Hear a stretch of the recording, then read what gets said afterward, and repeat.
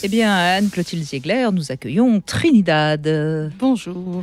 Bonjour. À qui vous souhaitez un joyeux anniversaire? Eh ben, il y a un événement qui est passé totalement inaperçu, Brigitte. Le lendemain de la journée des droits des femmes, c'était l'anniversaire de la poupée. Barbie a eu 60 ans le 9 mars. Elle les porte bien. Elle les porte bien. Hein.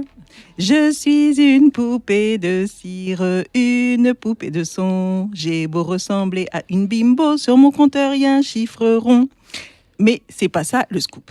Figurez-vous qu'en parcourant l'album de sa vie, je suis tombée sur ses origines. Elle a été créée en 1959 par une femme qui l'a prénommée Barbie parce que sa fille s'appelait Barbara et Ken pour son fils qui s'appelait Kenneth. Donc, depuis 58 ans, Barbie se tape son frère. Comment voulez-vous que le monde fonctionne bien quand la poupée la plus vendue au monde partage sa vie avec son frère?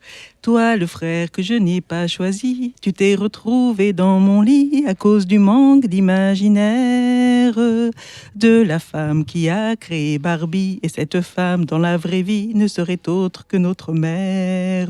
Le couple mythique du jouet est incestueux et ça, personne n'en parle. Et quand même, en même Heureusement temps, que vous êtes là, Trinidad. Heureusement.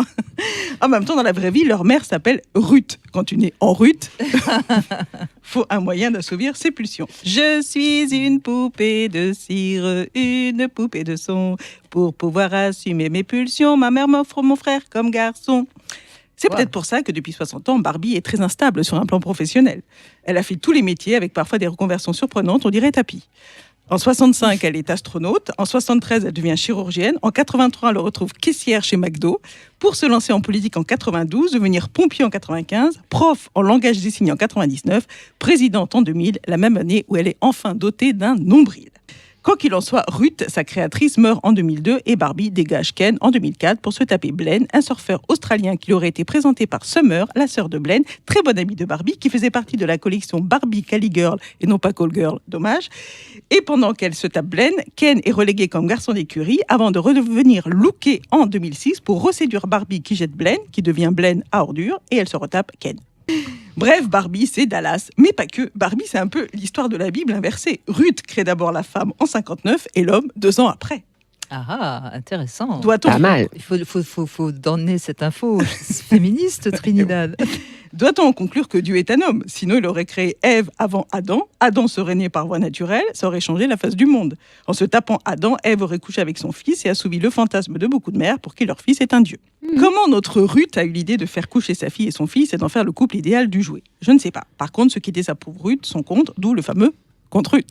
Et il y a aussi un petit côté Joseph dans l'histoire, puisque le mari de Ruth est un peu menuisier. Il s'appelle Elliot Handler, et il est un associé, Harold Matson. Prenez le Matt de Matson et le L de Elliot, et vous obtenez Mattel.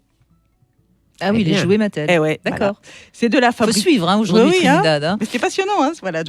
C'est de la fabrique des cadres et ils ont l'idée de fabriquer avec les débris des meubles de maisons de poupées. Très vite, les meubles deviennent plus rentables que les cadres. Du coup, la société de cadres change de cadre et recadre sur les jouets. Premier carton, Lucas Griffonnage, un ukulélé jouet.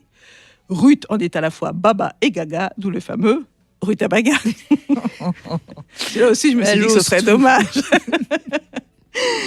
Mais surtout, Ruth remarque que Barbara, sa fille de 10 ans, ne joue pas à la maman avec ses poupées de petite fille, mais à l'adulte avec des poupées de papier qui chantent comme Chantal Goya.